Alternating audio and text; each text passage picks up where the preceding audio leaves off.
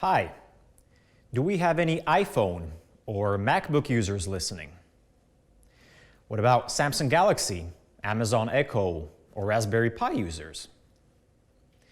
Now, I can't see you as we're streaming virtually, but I'm pretty sure a lot of virtual hands were just raised.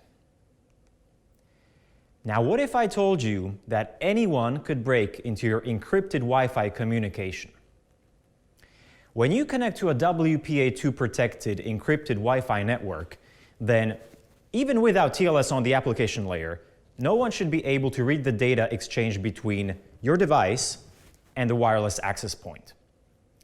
But that was not the case because your devices, and not only those that I mentioned, had this serious Wi-Fi vulnerability.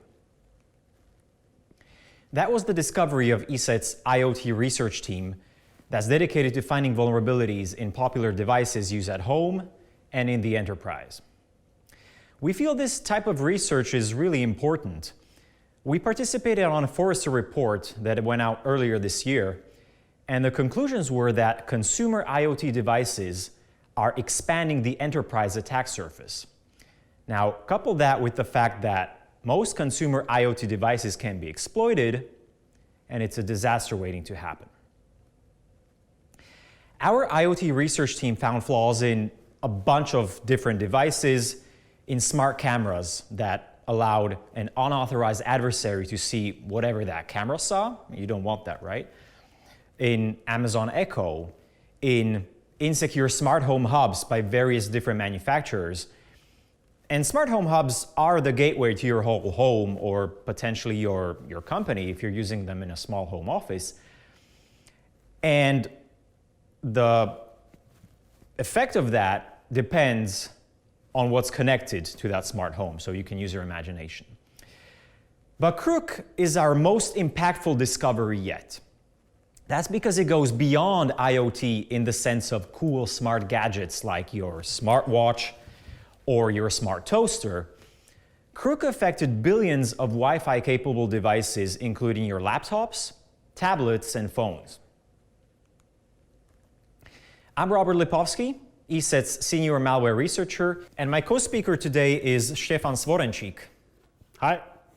ESET's head of experimental research and detection.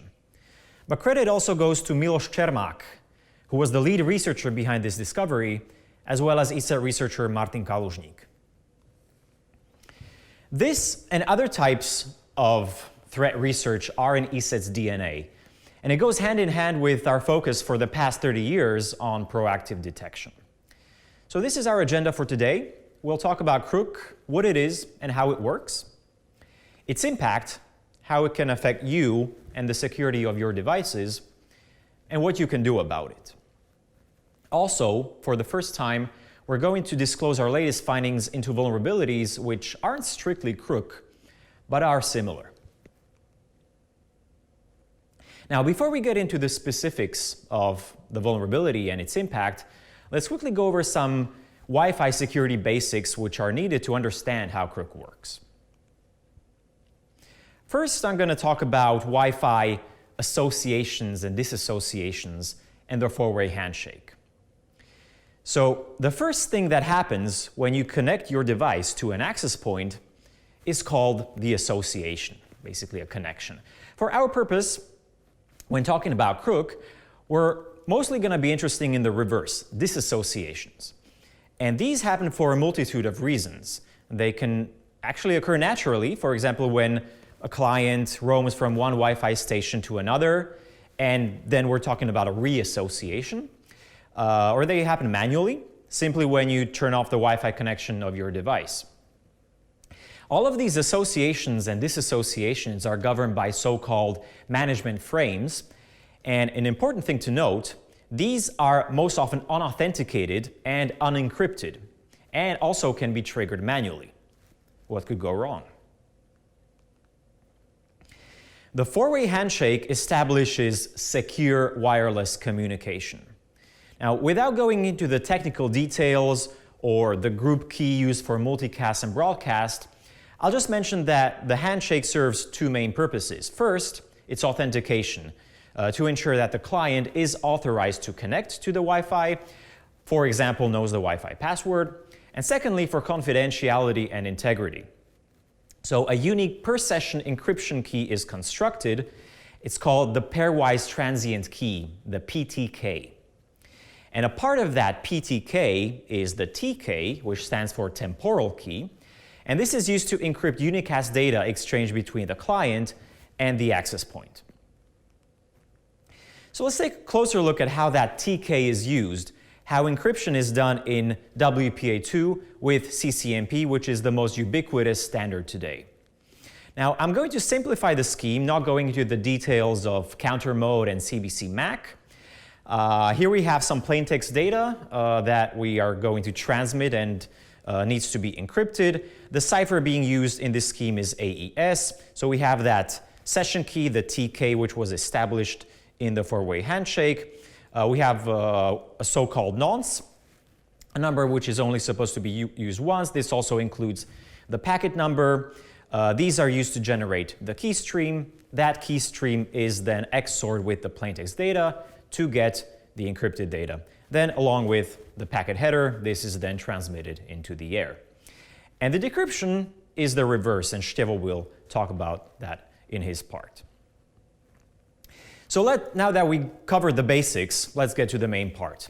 What is Kr00k, aka CVE 2019 15126?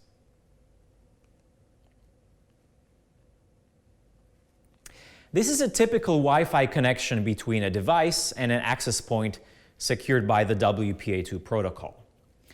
The communication is encrypted using that TK, the pairwise session key, that was established in the handshake. So even if someone else captures those wireless network packets flying through the air, they wouldn't be able to decrypt them and read the content, right? Well, the Kr00k vulnerability breaks that. Here's an example of how an attacker could exploit the bug. They could transmit a crafted disassociation frame addressed to the victim device accepts it and disassociates, and data transmission stops. Up to this point, everything happened as it should have. But after that disassociation, one last fragment of data is transmitted, only this time, as you can see, it's encrypted with an all-zero transient key. And the attacker can intercept it and easily decrypt the content. So how was all that possible? Well, to answer that, let's rewind and take a closer look under the hood of that vulnerable device. Spoiler alert, this is the culprit behind Kr00k, a FullMAC Wi-Fi chip. By the way, this particular one is from an Amazon Kindle, and it's only 1/8 of an inch wide, so taking this photograph took a bit of an effort. Stevo, tell us more about these chips.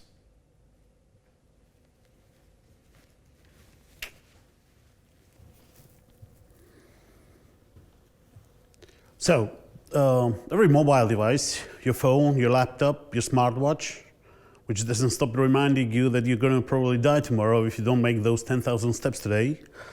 And even your intelligent vacuum cleaner, if there'll ever be intelligent enough to vacuum properly. Everything has its own Wi-Fi chip, which handles all the Wi-Fi communication. In all recent mobile devices, a FullMAC chip tend to be the most used kind of chips in the market. FullMACs offer better performance in terms of power consumption and speed, and they are easier to integrate in complete products. This is a block diagram of one of them. As you can see, it's fairly complicated. This one also includes the Bluetooth part, but we won't bother with it. We'll look only at the small part of it which manages the whole Wi-Fi encryption. And this is where the magic happens. This is a MEC layer, short for Media Access Control Architecture. These are the small parts which handle all the communication encryption. Buffers are used to store all the communication frames for the time they are being encrypted or decrypted. The transmit engine constitutes the transmit data to and from the transmit buffer. Receive engine does the same for the receive buffer. The web engine encapsulates all the hardware accelerators to perform the encryption and decryption. It implements all cipher algorithms as WEP, WPA, WPA2. PSM is a microcontroller that is highly optimized for flow control operation. It also determines, based on the frame type and association information, the appropriate cipher algorithm to be used. So how the encryption goes? As Robert explained before, every time a device is connected or reconnected to an access point, after authentication and association, a session encryption key is generated, which is then used for all the encryption until the session ends. The transit buffer is being filled with data frames which need to be sent out. Web engine encrypts the data per frame with the generated encryption key, and the transit engine sends them away. So what happens after the association occurs? The disassociation frame comes through the receive engine to receive buffer. State machine evaluates the frame and sends the information up the ladder. There the information is interpreted as, okay, we are about to disconnect, let's drop all the encryption keys. A command to drop generated session encryption key is then sent. Since in computing you don't erase anything properly, you just replace it with zeros. The session encryption key is after dissociation overwritten by zeros. Here comes the term all zero encryption key. This is expected behavior as no further data is supposed to be transmitted after dissociation. And it stays that way until a new session key is generated after the new reassociation and a new four-way handshake. But until that happens, the transmit buffer still may contain data. The transmit engine needs to send them away and continues to do so as usual. So all data which were left in that buffer after dissociation occurred are now sent away encrypted with an all zero encryption key.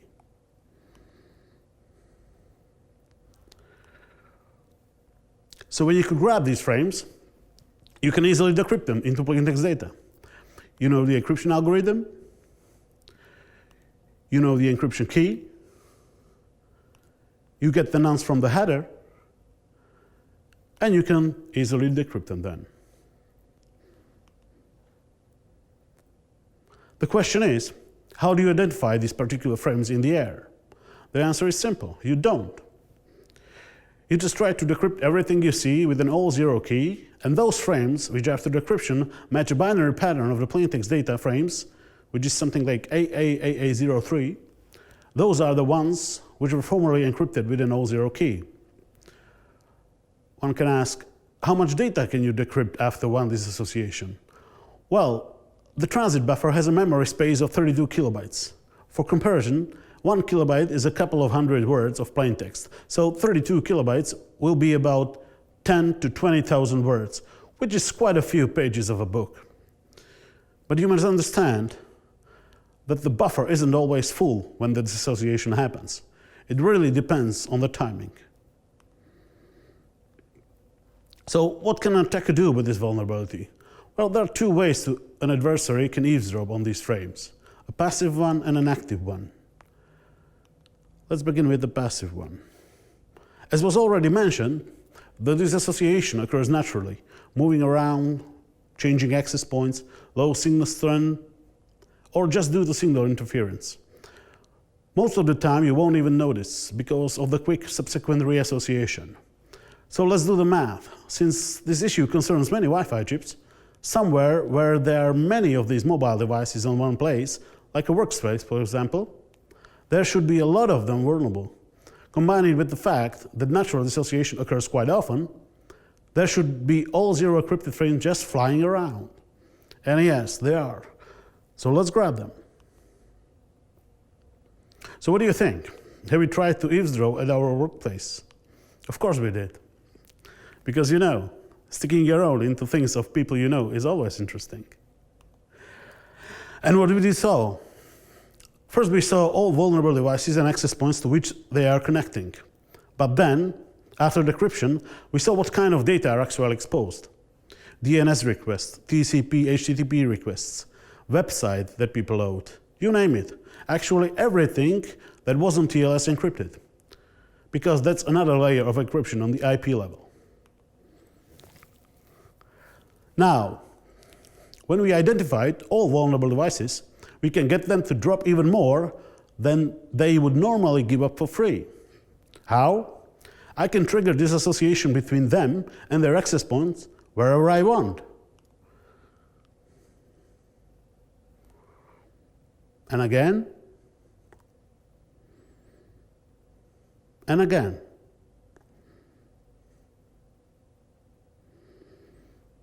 And just like Captain America, I can do this all day.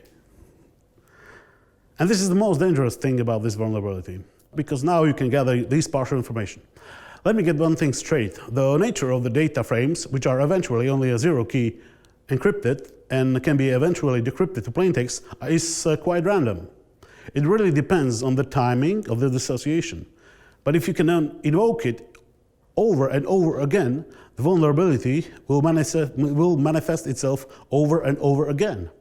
And now you're in the information gathering business, just waiting until something interesting pops out. And it always does.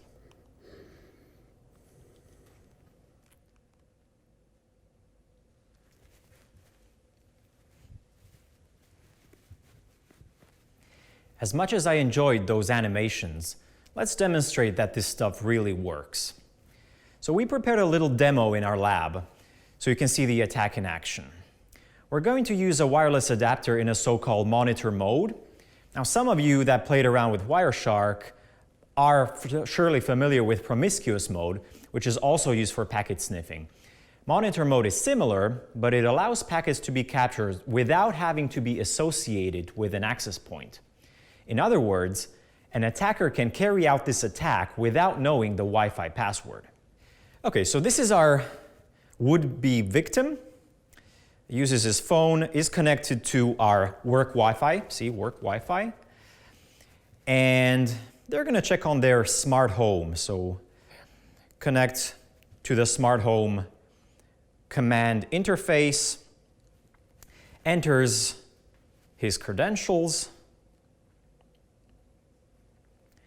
clicks on login, and if those credentials were correct, which they were, in a moment he's connected and can check up on his smart home, see how his nuclear power plant is doing, turn it on, off, whatever.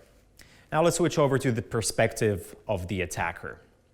So the attacker has prepared his script for invoking Kr00k. The parameters there are the victim's MAC address, which would have to be known in a different way, and also that Wi-Fi, the targeted Wi-Fi SSID. And note that, as I mentioned earlier, it doesn't need to know the Wi-Fi password. As you can see, some packets were captured, and we're letting the script run, so it's running continuously. So we're continuing to capture more packets. Now let's go back and see what happened over there. So in the beginning, we sent out that the script sent out that disassociation frame to the victim. Now we can see that the victim reconnected to that Wi-Fi, so the disassociation frame was accepted and it worked.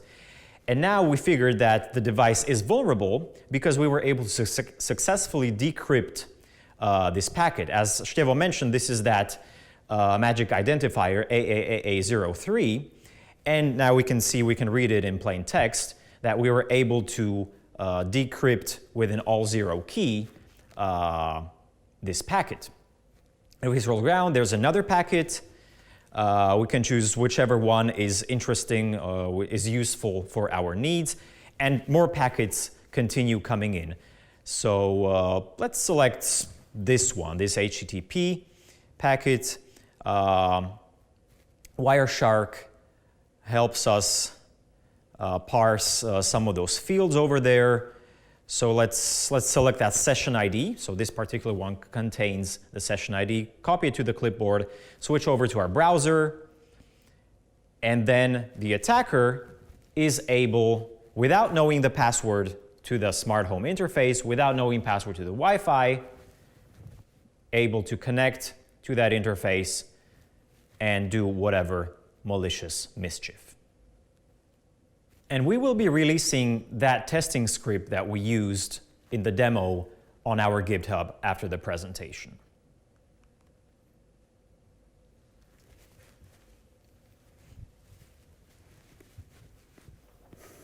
But that's not all.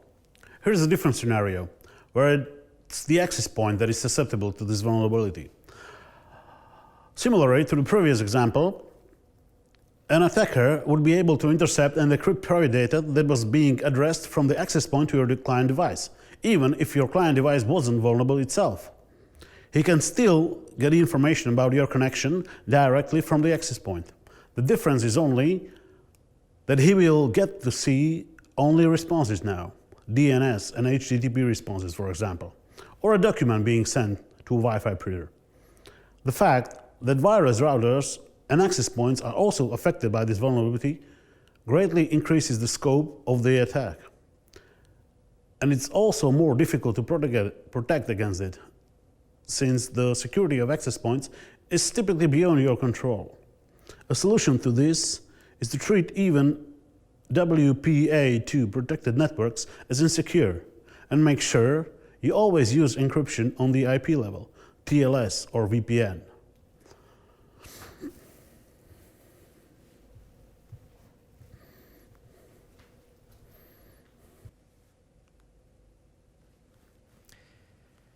K00k affected devices with Cypress and Broadcom Wi-Fi chips, and these chips are really prevalent. These are just the examples of devices we confirmed to have been vulnerable in our lab, but we know there were many more, and the total number of affected devices was well over 1 billion. When we were doing our initial K00k testing last year, we did not see the vulnerability manifest itself on devices with Wi-Fi chips from other manufacturers like Qualcomm, Realtek, KRACKing, or MediaTek. But we later found out that some of those companies had other similar issues, and Stefan will tell you more about that in a minute. So what happened after that discovery? Well, we worked with the affected manufacturers through a responsible disclosure process. And considering the complexity of the bug and the two-step patching process involving chip manufacturers and then OEMs or device manufacturers, we agreed on a longer than usual grace period of 120 days. As far as we know, most major vendors have released patches. Now, not only would it be difficult for us to communicate with every individual device manufacturer that could possibly be using these chips in their devices, it would also be impossible. I mean, there is no public comprehensive list. Clients of Broadcom and Cypress, that's proprietary information of Broadcom and Cypress, and they didn't tell us. So what we did in order to ensure that all possibly affected parties became aware of the bug was we worked with ICASI, an organization that helps coordinate such complicated disclosures. And we strongly encourage other researchers in similar situations to do so. They were very helpful. Now I'm going to go back in time and explain how our research started, but more importantly, the connections to previous work. I'm sure for a lot of you, all of this probably reminds you of other weaknesses in WPA2 from the past, such as KRACK. KRACK, being short for key reinstallation attacks, was research from 2017 by Matthew Van Hoff, which he also presented at Black Hat Europe 2017. And the point with KRACK, as the acronym suggests, it's all about reinstalling an already in-use encryption key, about resetting that nonce that I mentioned in the beginning. And in the beginning of our research, we discovered that Amazon Echo, the first generation, was vulnerable to KRACK. So we did responsible disclosure, and while Amazon was working on the patch, we were looking into the second generation of Echo. Now, the second generation was not vulnerable to the original KRACK attack, but it was vulnerable to a modification of that attack. And this modification led to an all-zero key being installed, and the cause of that was, you guessed it, K00k. So we continued our discussions with Amazon, we continued our research, until we came to realize that the problem was actually in the Wi-Fi chip itself. In the case of this device, the chip by Cypress. Now, Cypress bought the IoT division of Broadcom, and from our perspective, or from the perspective of the K00k vulnerability, the chips are basically the same.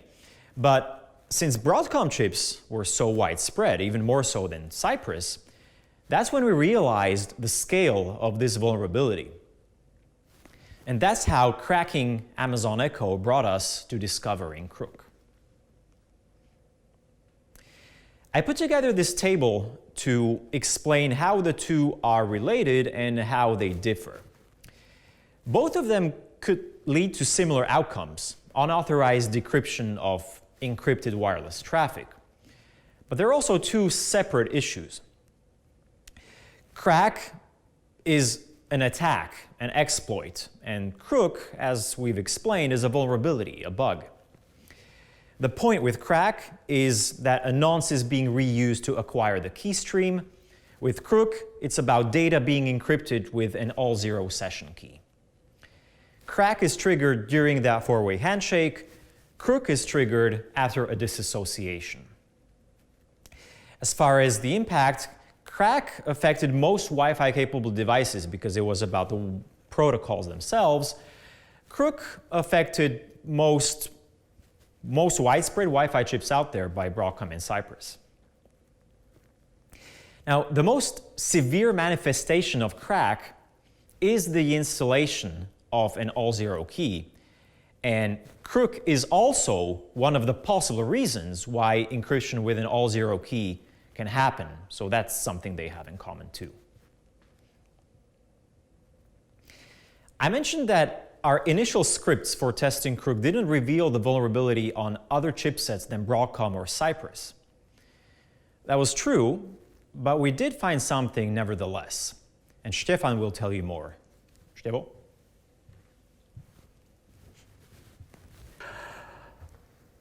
So, after our former RSA presentation in February, the issue was brought to attention of many other chipset manufacturers.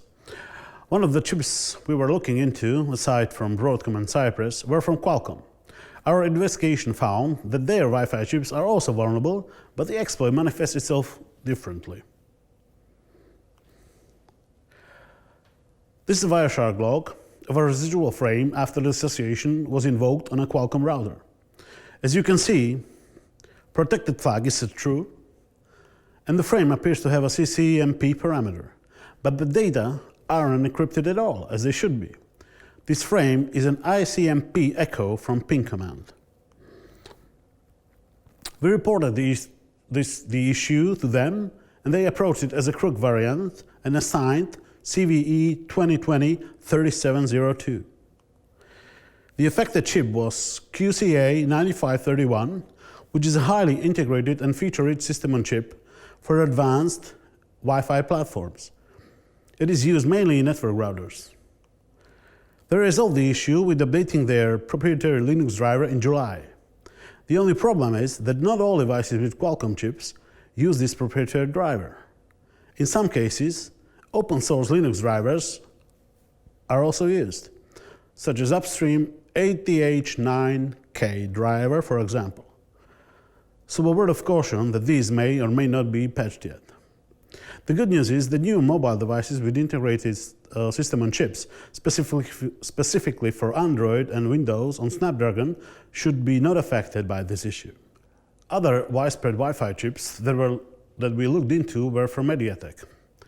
We observed a vulnerable behavior very similar to the one observed on Qualcomm devices, on an older Asus router. But what was far more interesting, we observed it on the current Microsoft Azure Sphere development kit, which uses MediaTek MT3620 microcontroller. The MT3620 is a highly integrated, high-performance IoT MCU with the high level of security necessary for modern, robust, internet-connected devices. It targets a wide range of IoT applications, including smart homes, commercial, industrial, and many other domains. We've contacted MediaTek about these discovered vulnerabilities. MediaTek has informed us that they are aware of the issue and reviewed all Wi-Fi products, and that corresponding software patches to impacted projects have been released to different customers around March and April already. A separate question remains whether all device manufacturers have implemented these patches. With regard to Azure Sphere MT3620, the patch should be integrated into the latest operational system update. And how the vulnerability manifested itself on MediaTek devices? Very similar as on the Qualcomm devices. This is a Wireshark log of a residual frame after the association was invoked on Azure Sphere MT3620. As you can see, the protected flag is set true, but the frame doesn't have any CCMP parameters, and the beginning of the data is falsely identified as a WEP header. Here we didn't use ICMP echo because of the device limitations, but an application which sends UDP frames with a symbol pattern. As you can see, the frame isn't encrypted.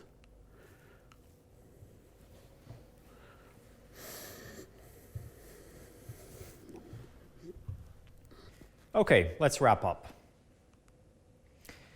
First, a hat tip to Matthew Van Hoff, whose great research on crack brought us here in the first place. Then to all these companies with whom the cooperation went really smoothly and they responded to our disclosures professionally, especially Amazon. The joint effort trying to get to the bottom of what was going on was stellar. And there are a lot of other companies with whom we did not have that much cooperation, but they also handled the situation well, released patches, and so on. And we've been providing links to any security advisories we could find to our K00k webpage. So what are the takeaways for you? The source of K00k and the other related vulnerabilities is the Wi-Fi chip. Now, fortunately, you don't have to go and replace the chips on all your devices. How would you do that? And you don't have to be throwing away your iPhones either.